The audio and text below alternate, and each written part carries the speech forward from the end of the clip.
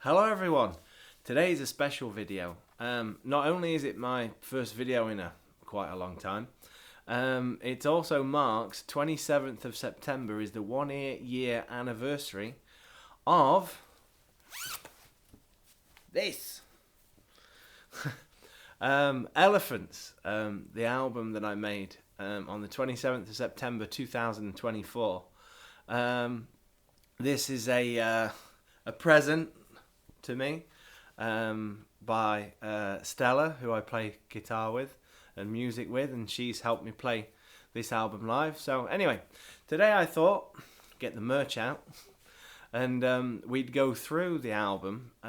We'd talk about how I came about the album, maybe go through it track by track. I've got my acoustic here to talk about, track by track, how the songs go. It's mostly, it's an instrumental album, so there won't be many, much talk about lyrics. But anyway, let's get on with it. Let's talk about how the album came about, I guess, to start with. So it was actually an accident. What I did was I had bought a new guitar, a Jet JS300, and it's over there in its case. I'll probably put some footage in of the guitar. But essentially, I got it. I spent a few weeks or maybe a month modifying it and making it the way I wanted it. I had some trouble with it. And as soon as it was finished, I actually happened to have a couple of days free where I didn't have any work, I didn't have any family. I was on my own for a few days. I think I was doing some DIY, or that's why. But in the daytime, then at nighttime, I was completely free. So instead of going out, I thought I'd, experiment with my new guitar, get to know it. At the same time, I was watching some videos from one of my favourite YouTubers. I was watching videos from Dave Simpson, and he was explaining, I'm sure he was explaining, how he got his ambient songs, how he made them. And basically, I'm sure he did a video on this, or I could have a Mandela effect, and I'm just imagining this happened. But from what I think, I saw a video with some ambient tracks he made, and he explained how he took his existing songs and he slowed them down, reversed them, and added lots of reverb, essentially, is the technique. So I'd never heard of this technique, so I thought, I'll try some ambient sounds, because that's kind of the vibe I got with the Jet guitar. So on the first evening, I took one of my existing songs, I think it was Time, I'm not sure. I think it was you can't do the whole song, I just took a section of the song. I think it was like the chorus or the middle bit. Because when you start to reverse parts of songs with vocals, it can get a bit weird. Anyway, so I took an instrumental part, or maybe the chorus with a little bit of vocals, and I reversed it, slowed it down a lot, added reverb, and I ended up with this ambient track. So I took the green guitar and then just something clicked. Some music came out of it. So I didn't plan on doing this. I just pressed record on my little home system I've got, and I started to play the music that came out. It came out. I videoed it. I played around with it, and then I had an idea in my head, and then I videoed it. And what ended up happening was I ended up with the first two tracks of the album. Initially, the first two tracks were one track, but I didn't think I could have an 8-minute song. So I decided to cut it up into two songs. But essentially, it was recorded in one take together. The inspiration behind the guitar throughout this album is from my favourite guitarist of the moment. But it's been for a while now. But one of my favourite guitarists, Adrian Belew, King Crimson, Nine Inch Nails, Talking Heads, David Bowie, Frank Zappa, just to name a few. I was at the same time as on this period I had off. I was listening to lots of King Crimson, and Adrian Belew interviews. I've got his vinyl, The Lone Rhino, his solo album, his first one. And he has this technique where he uses odd time signatures and he tries to make sounds on the guitar that you don't normally hear. So, avant garde music, it's kind of called. I was really into that. So, for this backwards ambient music, I wanted to do some avant garde type things. So, that's what came out. And I ended up making elephant noises. So that's the whole elephants thing, the whole reference. To start with, it develops in a bit, but essentially making elephant noises is what I accomplished. So I filmed that. They are the first two singles and the music video, I guess. Me playing here in black and white. There's a story with that now. The whole black and white thing came about because once I made two songs, I couldn't stop. I was like addicted to this ambient track, playing along to it. And the guitar just seemed to be giving me music. So what I did was I started to go through more of my own songs, reverse them, add reverb, slow them down and make these tracks, and then try and find something to play along to. And then, so I needed a theme to glue all this together. What I was also watching, so apparently I had lots of time to watch stuff that day. The flavour of the month for me at that time was David Lynch movies. So I was watching lots of David Lynch content, and I ended up watching one of my favourite David Lynch movies of all time is The Elephant Man. The story of John Merrick, disfigured man.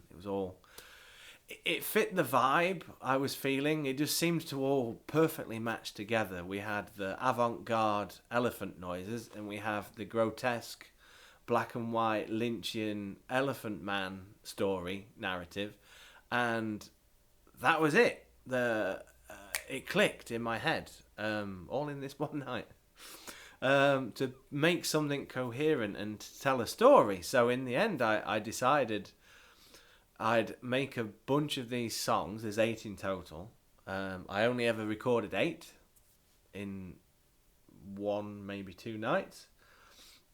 And then I decided this was going to tell the story, or my version of the Elephant Man kind of thing. So that's how it came about. The live stuff we'll touch on later. After we've been through the songs, we'll talk about how I eventually ended up playing it live and getting cool gifts like this shirt and other things. So yeah, without further ado, I think we should just go through track by track and talk about each song, maybe the hook, and I can tell you also, or show you, how I changed the songs and added things for the live performances as well. I'll do that at the same time. So here we go. I'm going to grab an acoustic guitar.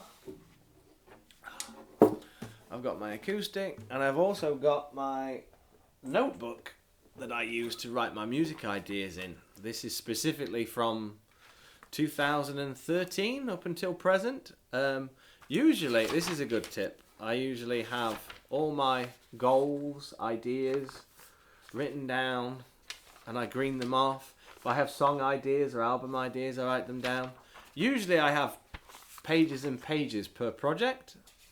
Because this Elephants project was done essentially in 3 days, from recording to mixing to finished, this is all I have for this project.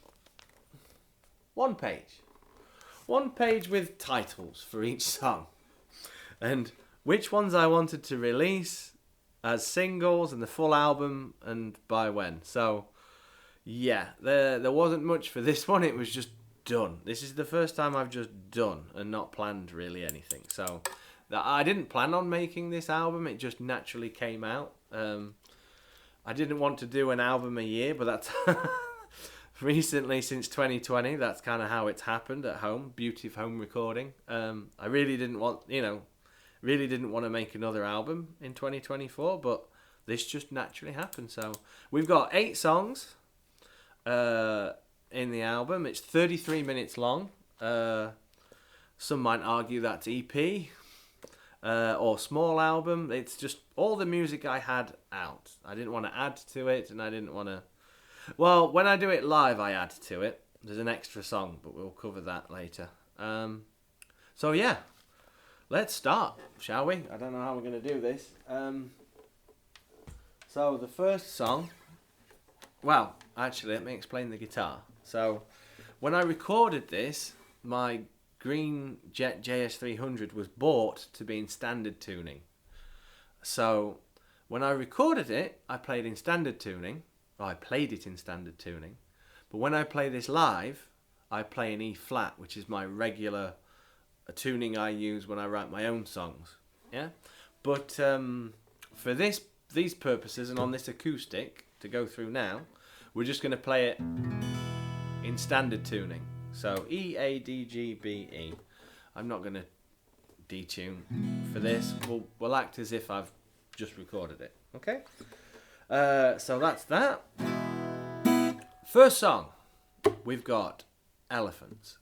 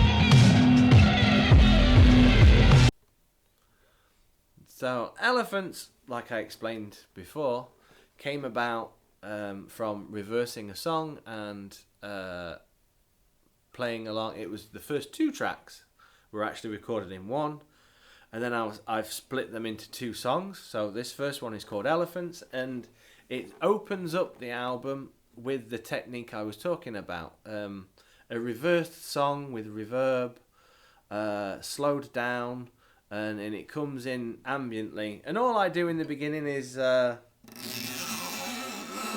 some scratches. Avant-garde guitar. That was probably loud. I don't know. We'll see how this microphone goes.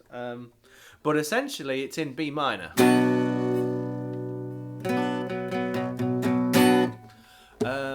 Coincidentally, the David Lynch movie Eraserhead has a song in it, which I use live to end this set, and that is also in B minor. So it all goes together nicely. So there's a little change I'm going to tell you about from the album. But in the album, essentially, I had this, after I do this avant-garde intro, it's basically playing a melody, and I came up with a melody, and it was like this.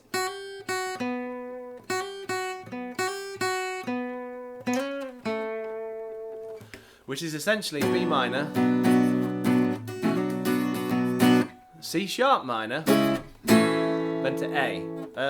It's in B minor. This is a very quick, if you were going to play chords, that's what you would do. And that's to give it a non-traditional feel. Instead of just doing your B minor to A, your minor 1 to the major 7, if we're going to call it that. I'm not very good at theory, so bear with me. I thought I'd slip in the minor 2, which just gives it just a different kind of thing. It adds to the quirkiness. So the melody, going back in time, I also used to like Kate Bush running up that hill when it goes.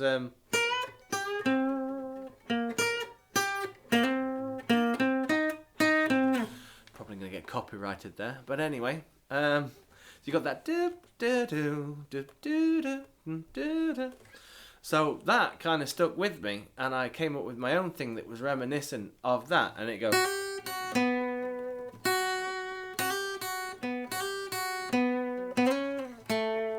So it's got elements, it's got the flavour of that, but it's not the riff. Different key, different notes, you know, totally different. But it's got the flavour of that. Ba, ba, ba. I wanted the space. You've got this space between them, playing the top string and the middle string and that string. Lots of space between the notes, and that's the kind of riff I wanted. I come from the John Frusciante camp of guitar players, where you have this low note to high note, you know, 2-note invention thing. But anyway, so I brought this into the song. We have the da ba dum ba ba ba, and that's it basically. And throughout, I'm kind of riffing on that, and I'm coming up with other things. So in the beginning, I come up to the note, and instead of playing your traditional, you know, your blues minor scale, I start to do the you know, the Middle Eastern sort of Phrygian sort of.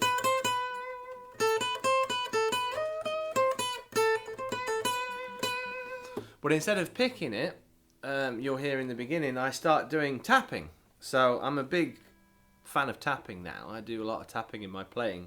But being an Adrian Belew fan and King Crimson, I started to tap with the pick. So I start with the fingers and I start to do, you know, that sort of Phrygian mode. I think it's Phrygian stuff. But instead of tapping with the finger, I start tapping with the pick. Don't know if you got to hear that on the camera as well, but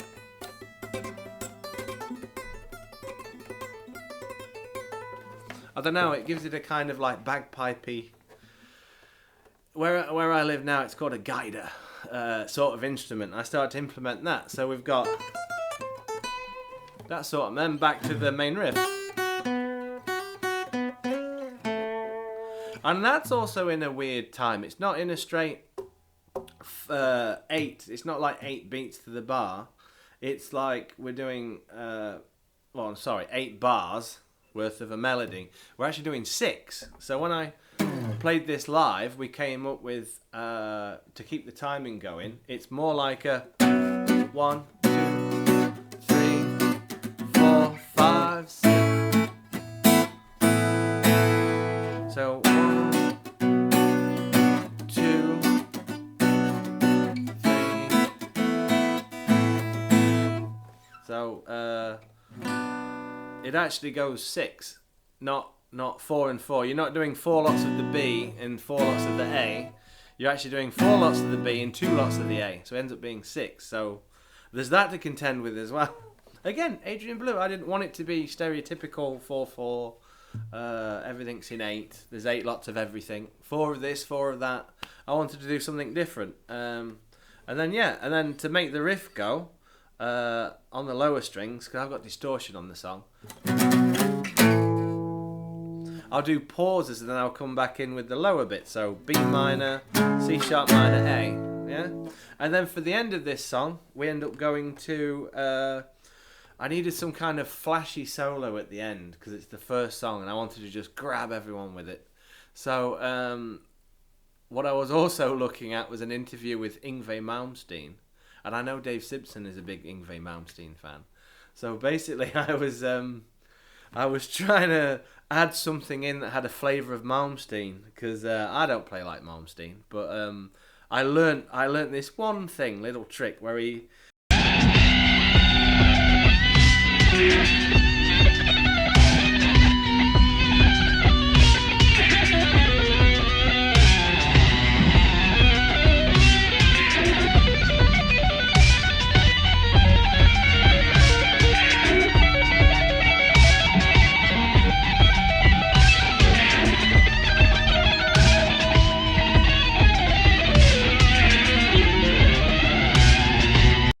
So let's say we did the Phrygian stuff, where we go from the root and we go up a semitone.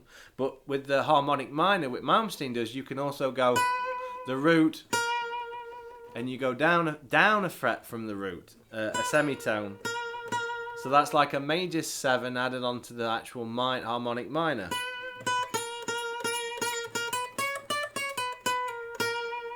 So in the beginning of the song, we've got like the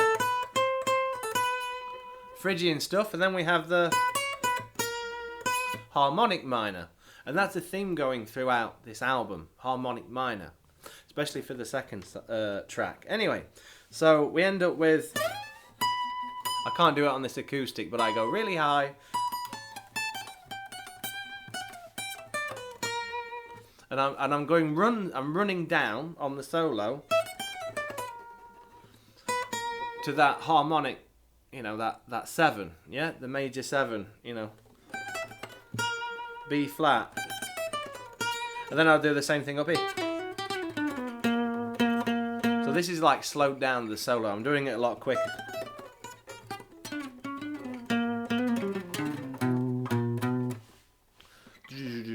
Anyway, it's quicker and better on electric.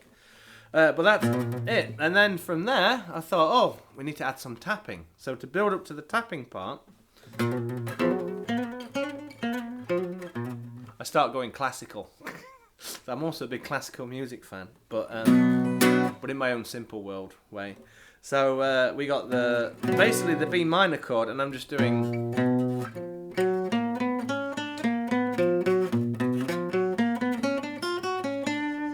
one fret up to each note, but then as a hammer on. So we end up with, and then that builds up to tapping. Then I just do a harmonic minor tapping. So we've got,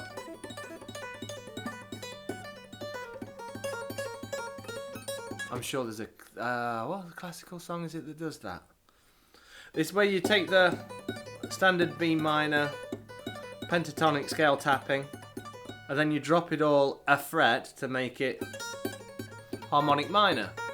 You know, like Beethoven style. Ba ba ba bum, ba ba ba bum. Whatever it is. I don't want to get copyrighted from Beethoven, but yeah. Then just work your way up. Then you'll see it on the solo. And that's that. That's Elephants. They're the sections. When I play it live, I add an extra bit in the middle. Like I said, in the David Lynch movie, Eraserhead, there's a song from the lady in the elevator, and she goes, "In heaven, everything is fine. You've got your nice things, and I've got mine. I've got mine."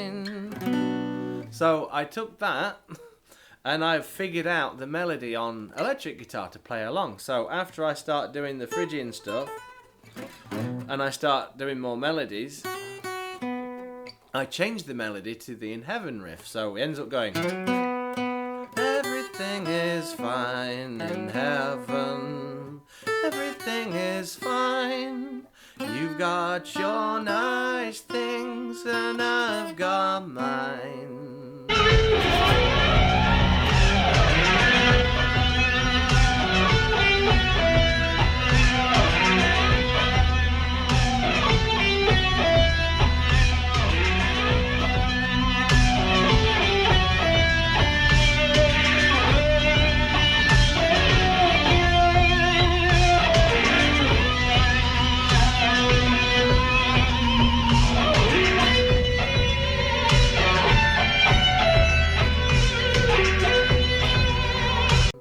And then we do it up here. So that's one difference with the live version, to keep things like in order, in sections. We had this section here where we start with Lady in the Elevator, because at the end of the show, I end with the actual song, Lady in the Elevator. And I like this idea of sandwiching the performance with the thing at the beginning is then redone at the end, you know, like a callback. Anyway, that's the live version.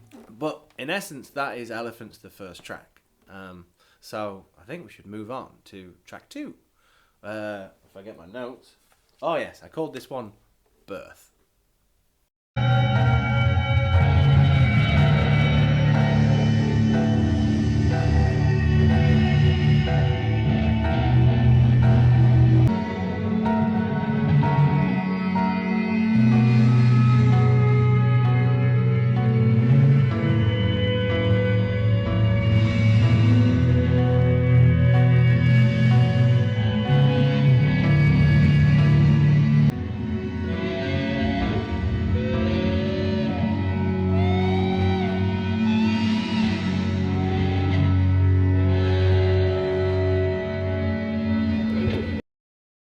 So track 2 we have Birth, and this is just a continuation of Elephants. So it's in the same key, but what I play on is I start doing the harmonic minor things.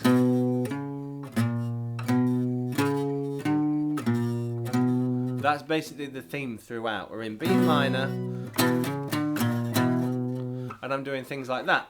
With this song, I can't really do on the acoustic, but now this is where I start making the elephant noises I was talking about. So we're getting you on the first 2 songs that the whole thing is about elephants, an elephant man. But essentially, you grab a cluster of notes. So could be 3 notes, 2 notes, and you work your way and you up the guitar and you bend the strings. I've got on the electric guitar, I've got throughout the album, it's mostly got flanger turned on with a bit of wobble, because Adrian Belew, again, he uses compression, flanger, and distortion, or fuzz. For this song, I changed from my distortion pedal to my fuzz pedal. You'll see that live, click, click. I'll change to fuzz, because the fuzz gives it more of a snarly noise. When we start doing stuff like that, and it adds a layer of snarliness to it. So that's more of an electric guitar thing to show you, but that's all it's based on. I'm doing volume swells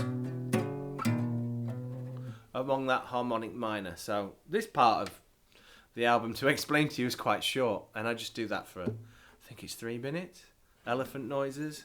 And then I might chuck in the odd tapping the back of the headstock and it feeds back, whammy bar. I don't think I do any harmonics. No, probably not on this one. Maybe, I can't remember. Anyway, so that's basically Birth, okay? So let's move on to track 3, which is called, forgotten. Oh, Train. I forgot the names of the songs. It's been a while. Train.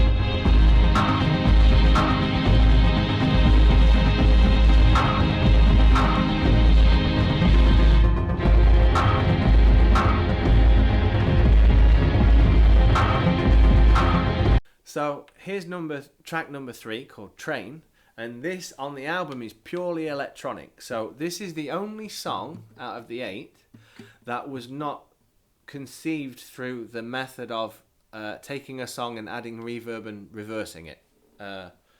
We don't do that at all. This is purely electronic. I made this as a standalone song, but it was still in the same session, frame of mind. I wanted... I had this image in my head in the movie of John Merrick. He's at the train station and he's oh, was it train station? Anyway, that era was about trains. Everything was trains. Factories use trains to move all their stuff. People use the train as transport trains. So I got the synth and I started to do what I thought was train noises. So I was inspired a lot by Kraftwerk, Trans-Euro Express. You use the pitch paddle on the synth to go up in pitch, down in pitch, and it gives you this sense of the trains going past. I had it all in my head, what it was going to look like and sound like. And then arpeggio stuff, because I like arpeggios on the synth. So I'm playing some arpeggios, then I've got arpeggiator turned on. So it's only live that I add guitar. And my guitar that I'm adding is basically, I've got a capo on, because the song's in F minor. So to make it easy on myself, I have a capo on, and I can play open notes. And it leaves this hand free to manipulate my modulation pedal and my delay pedal to get some weird noises. And I also have a Boss DD pedal where I hit it and it goes and it keeps the note going. So like a stutter effect. Not stutter, but endless repeat. So I do things like that live. And then it's not till the end of the song when a mellotron comes in, because I like mellotron. Da, da, like that I start live. I go like just a little simple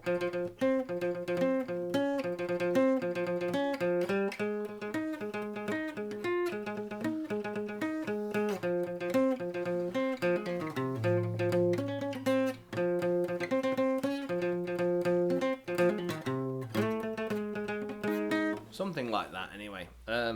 I'm basically muting and playing simple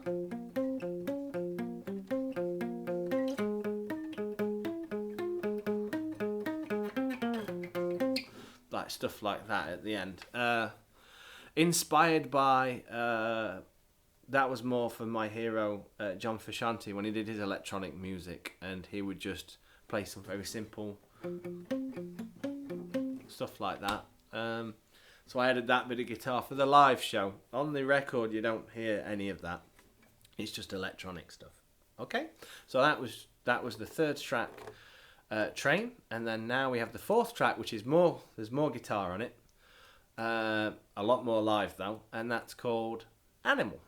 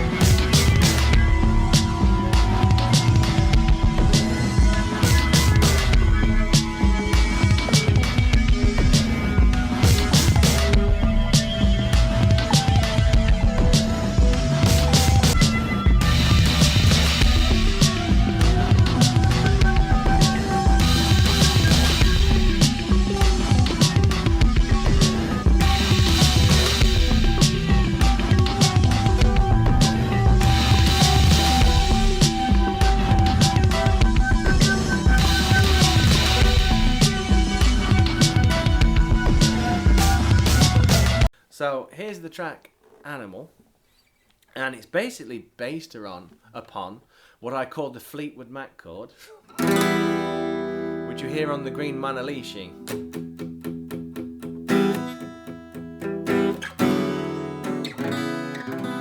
Anyway, copyright. So, because I love Fleetwood Mac as well.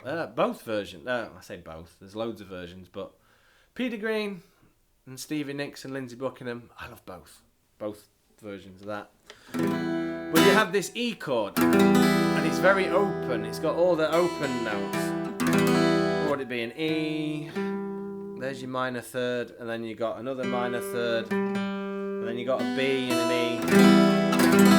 You can just play 2 notes and then ring all the strings out. So another song I had in mind when I did this song. So again, there's a lot of electronic things in it, but I want to be more distorted. You can hear in it, more drum orientated with some of the things. And I had this Pink Floydy stroke Fleetwood Mac vibe I wanted. So I'm also a fan of David Gilmour. He's a big influence on this album. And his simple guitar work and his big sound. And they have a song called Sorrow.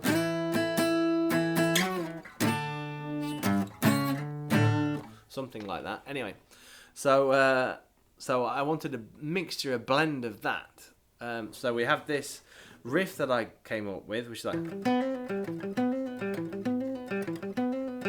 which comes in a bit later on the synth, not on guitar. I play that on guitar live, but on the album that comes on a synth later. It's like an arpeggio. Anyway, so I've built upon this chord and arpeggio and big electronic drums sort of sound. And when I play it live, I basically want to do the old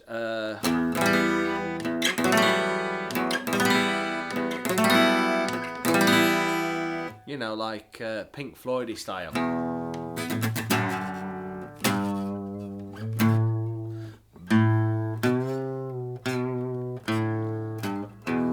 Whatever it is anyway. So I incorporated that, and when I play it live, I have a little solo in the middle where it goes.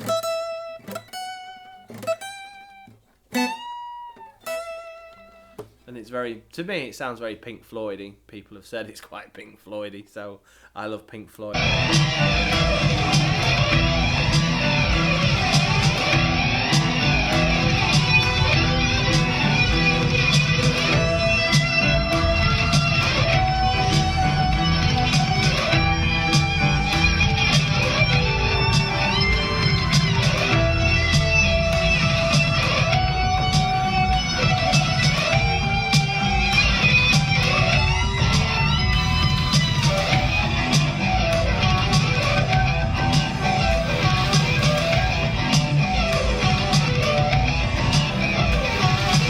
So there we go. That's Animal. It's based upon this one chord. It's mainly synth stuff on the record, but live I had the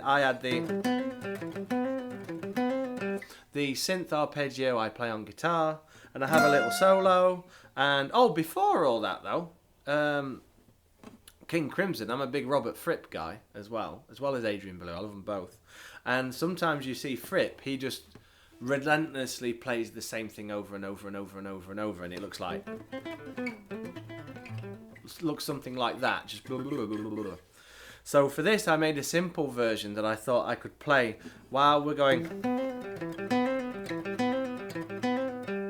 When we play it live, Stella, who gave me this wonderful t-shirt, when she plays it with me live, she'll play stuff like that, and then over the top of that, I thought I'd come up with some kind of like Roberty Fripp sort of stuff. So.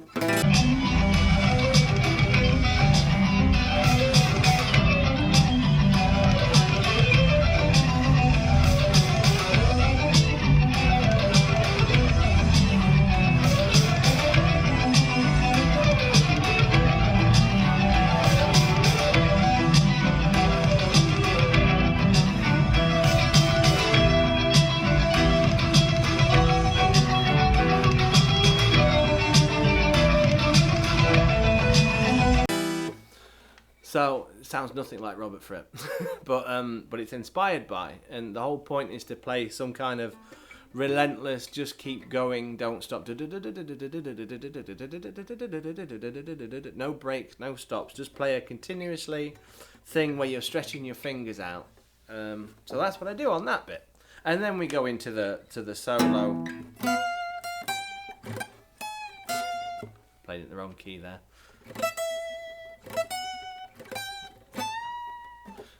But anyway, so that is Animal.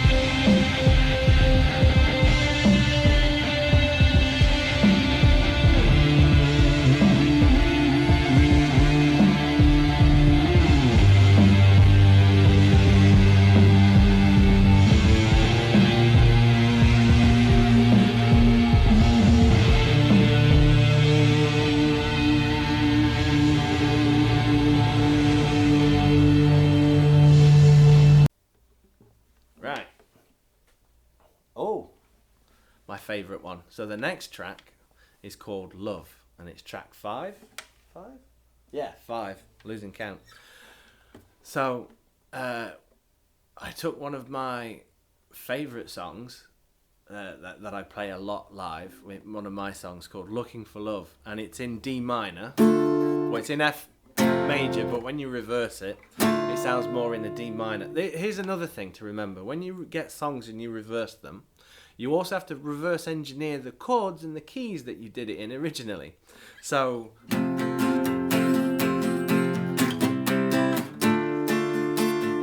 if you reverse that, it ends up being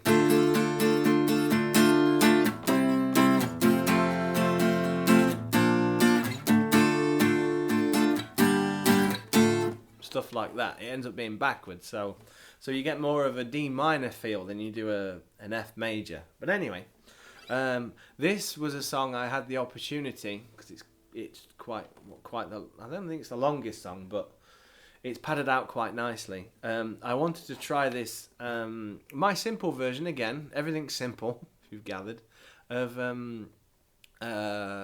odd time signatures, but interwoven with standard ones. So the original song is in 4/4. It goes.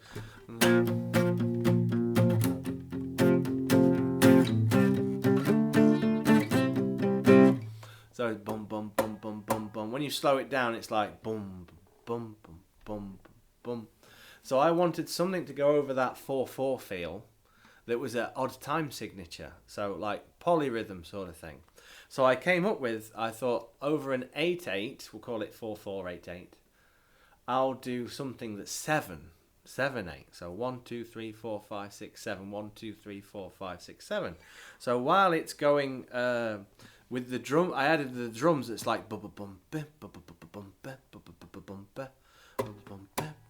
bum bum. And on guitar in D, I go.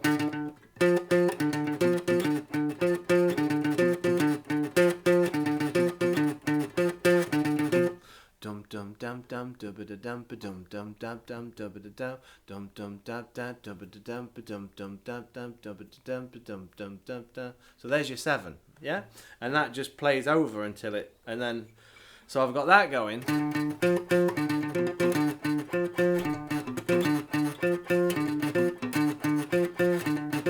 Which I thought was pretty cool. That's the King Crimson influence there. I thought I'd add that on. And then eventually we'd get back into Floyd territory. I'd do those big bends with the, you know, with the distortion on.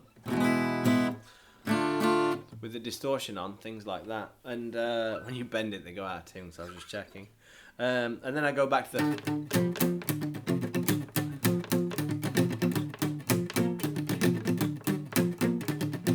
So I'm going in and out of this 7/8 and 4/4 back to 7/8. When I do it live with another guitarist, so if Stella comes along, and we also got her brother on keyboard, well, I'm trying to get it where we're all playing different things. So I'll stick with the,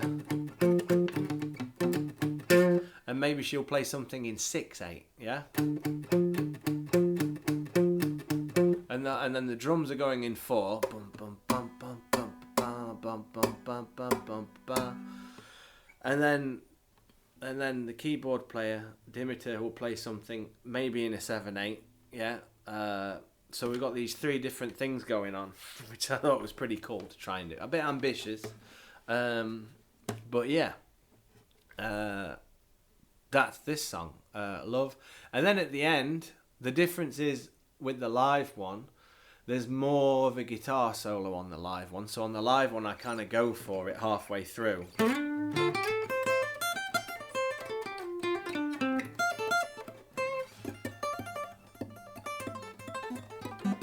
So I'll add tapping and stuff anyway.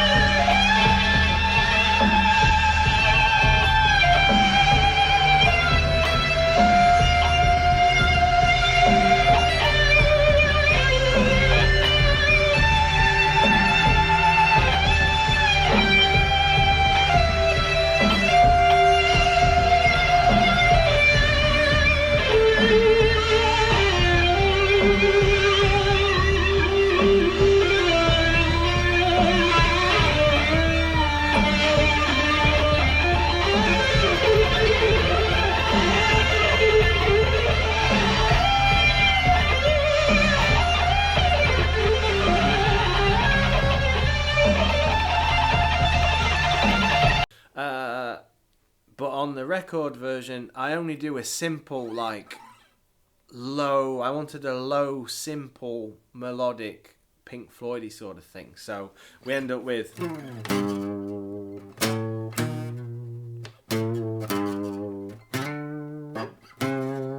which sounds nothing on acoustic, but when you have the flanger, the distortion, and the reverb, it ends up sounding quite big. Oh, I thought it did. So at the end of the song, near the end, it starts doing stuff like that. And that came about because in the original song, when it gets to the solo section, Looking for Love, it goes...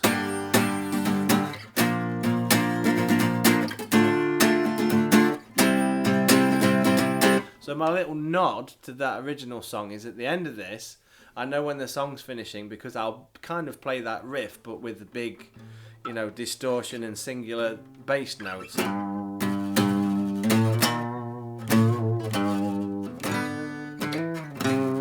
Like that, anyway. So that's Love. That's the song Love. So now we have the song Sleep. Let's have a check. Sleep. I should really have done my homework before this.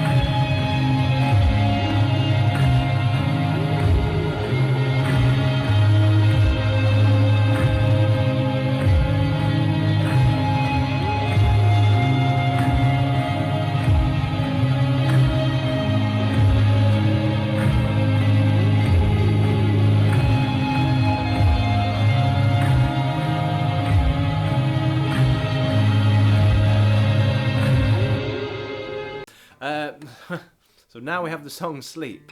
This one is more of a dreamy section. So again, with the theme of the Elephant Man, there's a big part, an integral part of the story where he can't sleep normally on his back. If he sleeps normally on his back, he dies. So there's this whole theme about he just wants to sleep, and that's what I thought about, was he can't sleep. So let's make a dreamy song that would send him to sleep. So this one, the song is in A flat. When I play in E flat tuning live, I can just play it in A. But on the record, it's down. It's on A flat, and basically it's built upon this whole dreamy arpeggio.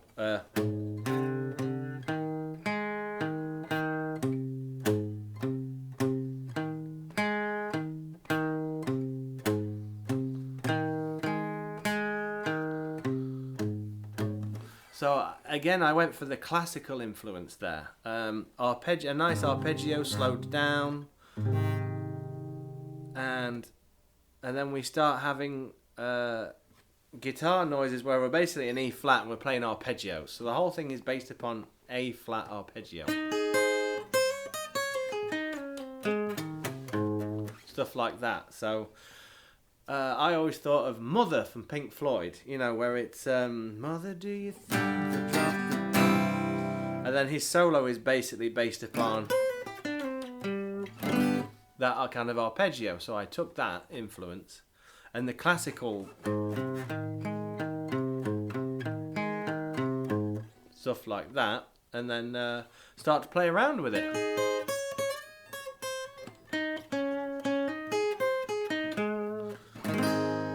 What's different on the record compared to live is on the record I started to do more avant-garde Adrian Belew stuff, whereas live I do it in a different way. I start doing it with the slide.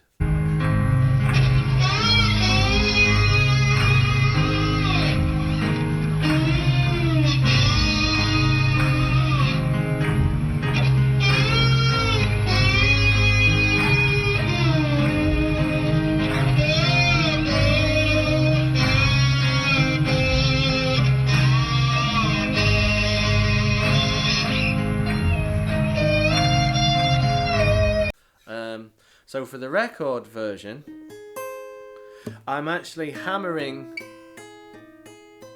onto the notes, and I'm doing the volume swells at the same time, and I've got a load of delay on, so it ends up sounding like that,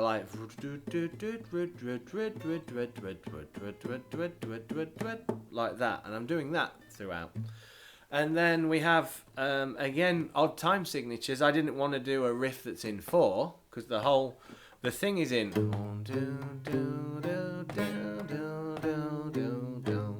So I wanted a counter melody that's harmonizing, but in a different time signature. So I was thinking in 3s. So we've got 4 for the main riff, and I'm thinking in 3s. And for A flat, instead of starting on an A flat, I start on the 3rd, which is C, and I go C, C sharp, D sharp, 3,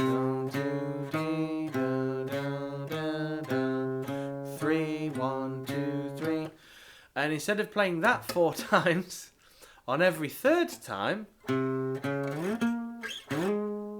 I jump up to the tonic, the A flat. You only hear the tonic on this riff when we do the on the 3rd run. So if you listen carefully, it goes 3,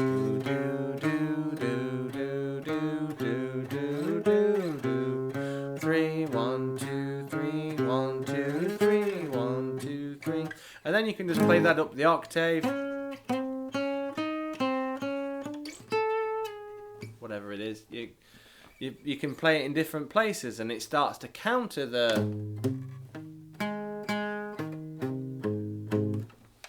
And I just thought it sounded pretty cool. Like I said, the change live is I introduce a slide solo, and being classical influence, I keep saying classical, my version of classical. I like this whole idea of parallel fourths and parallel fifths. So again, with the Beethoven is a big theme on this as well. Like, we've got the harmonic minor and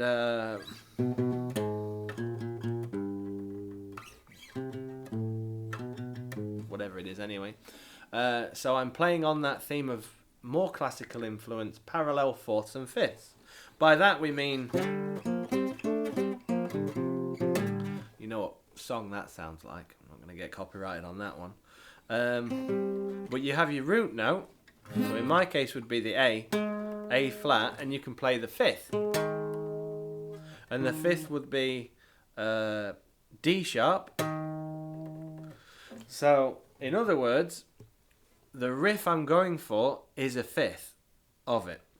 So if you start with A flat to the minor 2, A flat, B flat, back to A, you can mimic that with its fifth, which in this case would be D flat, E flat, back to D flat.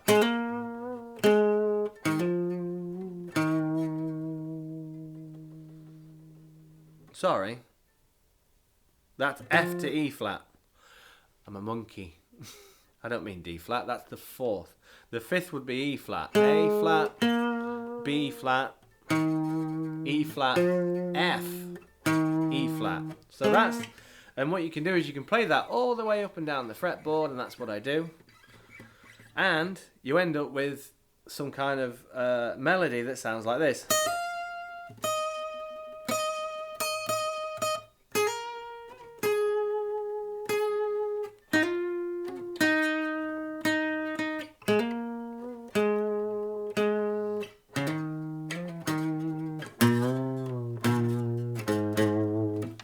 Yeah, just started there and went there, just by playing those 4 notes. The root and its second, and then its fifth, and then the minor 6 above it, I guess, would be. Yeah, minor 6 above it. And you just work your way up and down the fretboard, yeah? Well, another one I had live is I had the minor third, so I like this minor third bend up. You take the minor 2 and you bend it up, I think it is. You take the minor third and you bend it up to the fourth. So in essence, you end up with this.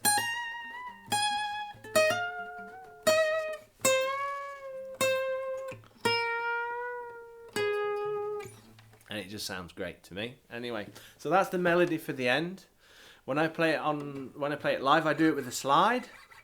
That's the slight difference. And then at the end, I crack on the distortion. So at the end of the song, distortion's on, and we're wailing up here.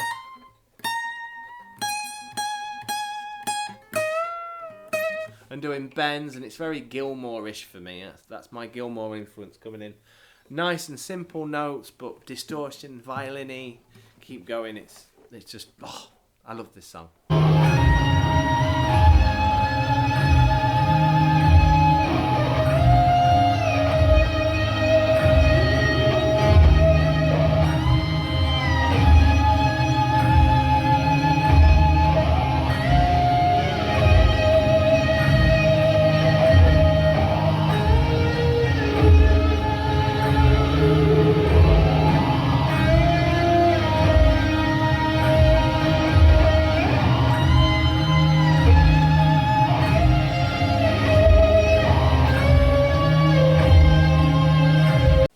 So, that's Sleep.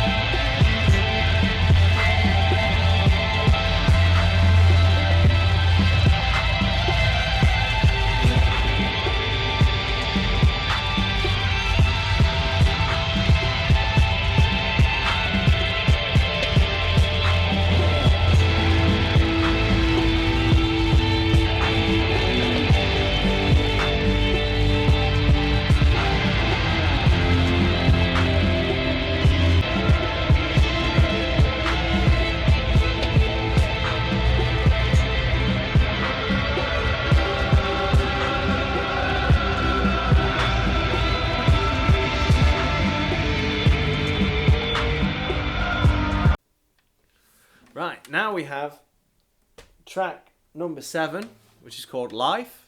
This is a short track. It's basically just it's the first part of the ending. So I'm considering this the beginning of the end. So we have the theme for 7 and 8 is life and death. So I'm summing up his good. So John Merrick, the Elephant Man, he claims he has a good life, considering the struggles he has, and then he also has a death. So this for me was just a short sum up of how short the good part of his life was that you see in the movie. Most of the movie, it seems, he's really down. Everything's against him. But there's a brief part where he starts to be accepted. People like him. So this for me was a parallel of that. A short part of the album where it's just describing his life for me. This is in, I believe this is in C, an A minor. Yeah. An F. A minor and an F. And there's minimal guitar on this. Again, it's mostly the ambient track, because I wanted to show that. There's lots of like swirliness ambient track coming in, and then there's a little bit I start playing simple chords. So again, to develop the Fleetwood Mac chord, this big open chord, I thought I'd play a nice open A chord to go with it. So the same thing, but with A, and it's got some dissonance in there. That's obviously the 2, the B, with the E. I got this chord from John Mayer, and I've used it quite a lot. It's the Walt Grace chord. When you're done with this world. Anyway, so I thought I'd play that nice open chord in the beginning, and then when the guitar kicks in, a little mini solo, it's just the E minor pentatonic.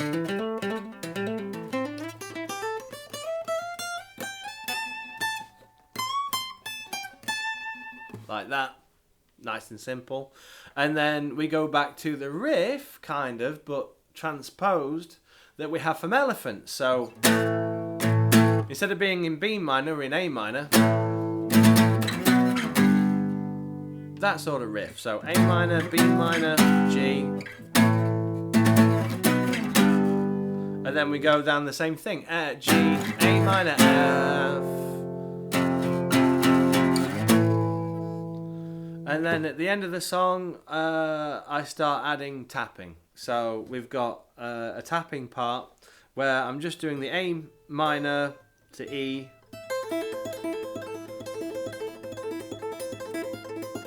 F, E, and then when it changes chords to the C, I then play this one. E, F, B.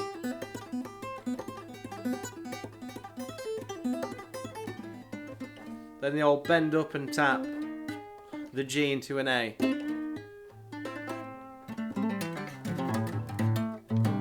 Sounds better on electric, but anyway, you get the idea. There's a little tappy bit at the end. And that's basically what I do live. The song's kind of the same live. It's just me playing those chords, and then I'll do some tapping. In the live ones, one of the live ones I did, I'm tapping for a long time, probably because I lost track of where I was, so I just tapped twice. And anyway, I enjoyed it. So, very short song, mostly that. Let's move on to the final song.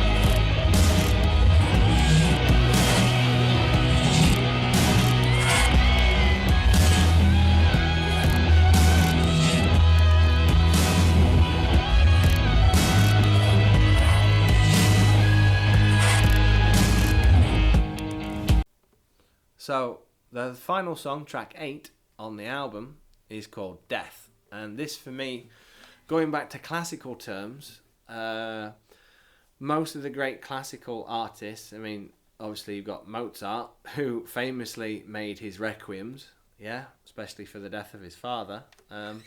I thought I needed a requiem for the Elephant Man. And because my titles on the album, I already knew what they were going to be called after I made this, like, I just knew the titles. They were going to be short, snappy, one. So the album's called Elephants, one word. Elephants, birth, animal, train, they're all just one word. So I wanted to call it a Requiem for the Elephant Man. That's like my unofficial, what I call it. But basically it's just called Death. Nice topic there. But spoiler alert, at the end of the Elephant Man, he dies. But he dies his own way. He dies by finally laying back without any assistance. And he dies in his sleep. So, but in a very Lynchian way. Things flying around. So I wanted that. I wanted a song where it starts with, basically in my mind, and this is what happens in the live performance we're going to talk about, where he is getting his bed ready, basically. He's getting the pillows off, and then he lays in bed, and then he dies, and then his spirit goes up, and there's all kind of flashy things. And that's what I wanted in terms of music. So this song has that, like a build-up. It feels like he's getting his bed ready. And then at the end of the song, well, it's in 3 parts. So there's that getting ready, laying down to die, and then his spirit going away. So that's what I tried to convey in the music. So again, this song is another song, quite a heavy song, reversed, reverb and all that jazz. And I had to remember that going backwards, the song is a bit different. So the actual song goes like this, the original.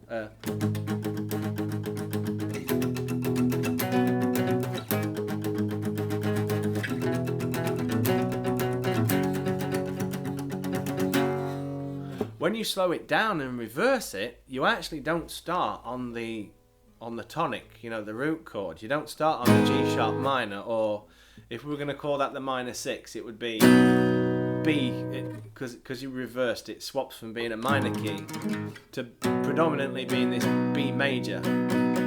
So if we call the B major the 1, when you flip it and reverse it, the end of the riff actually doesn't end on the tonic or the minor 6.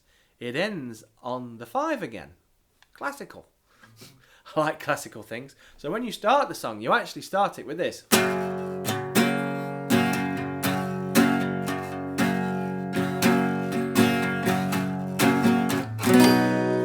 your 1 and 4, minor 6, and it stays on the minor 6.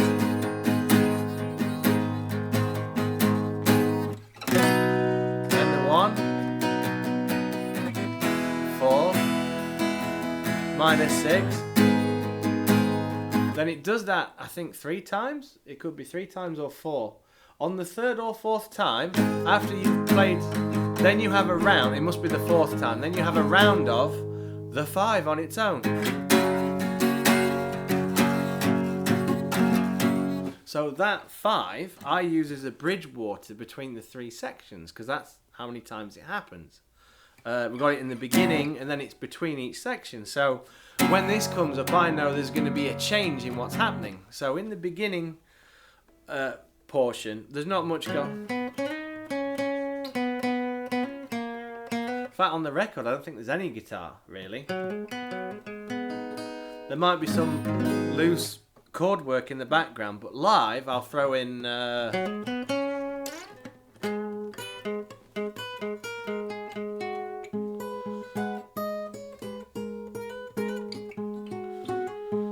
stuff like that. And then that big 5 comes in, the F sharp. Now when that finishes on the 2nd section, I go tappy again, because that's just what I do now. If I can't think of anything, I want to go weird, I go tappy. So we're playing a B, because it has the feel now of a B major. Instead of doing... G sharp minor tapping, I'm up here and I'm doing B. So you end up with notes that are like this. You won't be able to hear that at all. But if I go like E, F sharp, G sharp, B, and I do the thing of B, C sharp, D sharp, and then this would be in E. Am I right? No, an F sharp, sorry. D sharp. B, C sharp, D sharp, F sharp. Then you end up with something like this.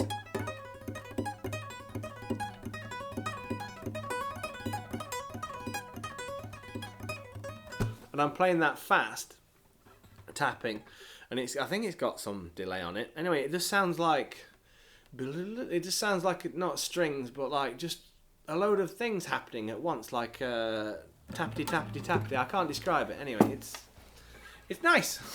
That's nice for that section. And then after that, we get another round of the 5, and then comes the end of the song where I wanted it to build up to a crescendo. So. Using the classical terms now.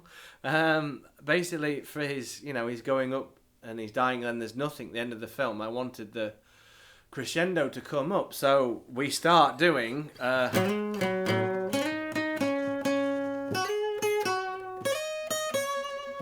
then we start playing. When I do live, I start doing more fast things, but on the record, it's nice and simple. And then we're basically ending the song with a.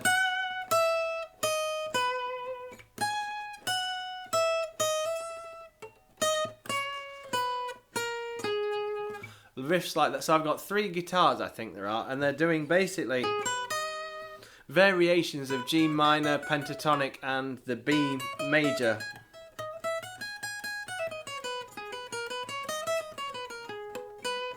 No harmonic minor on this one. And then you put those together and you end up with a da da da da, all harmonizing together. Da da da da. Da, da, da, da, da, da, da. And they all come together at the end, and then that's it. Dun dun dun dun, and it's finished. And that's the end. That's the big crescendo. Like I said, classical influence. That's what I liked, and that's the end of the story for me on the elephant. And then to glue. So my final thing I did to glue this all together was. I took the sound samples from the movie. So I went on the movie and I took some sound samples. So to glue each song together, you'll hear snippets from the movie of the characters, Anthony Hopkins and John Hurt. And they do things that tie. So like for sleep, he talks about how he just wants to sleep. For the life, he asks if he can cure him, and he just bluntly says no. So it's a blunt no, and then a blunt song. At the end, after his death, it goes back a bit, and it talks about how he, he's had a good life because he's surrounded by people, and he does things that he loves, which I thought was a great ending sentiment. And yeah, things like that. So anyway, that's the album Elephants. That's track by track. What's going on, kind of, with acoustic, and also talking about the bits that I had live. What I'll probably do is end the video here because we've got to an hour, and I'll probably do a part 2 actually, talking about after the album came out, the journey that happened then about me playing it live, which is something I've not done with my music before. Is I've recorded an album and played it live, so I think we'll do that. We'll do a part 2. So tune in next week, same bat channel, same bat time for part 2. But that was the album Elephants. If you can, please give it a stream. There's the original version. There's on Spotify. There's live versions. I recorded when I played them live. There's also on YouTube, I've got the video I used for live, which we'll talk about in the next video, the next part. So yeah, happy 1-year birthday, I guess, to Elephants, 27th of September. Thank you to everybody who has watched this video and came to watch me perform it live. Thanks to everybody who's listened to the album. I'm getting lots of great feedback from it. And I'd like to make another one similar. So watch this space. Anyway, I'll see you in part 2. So, ciao for now.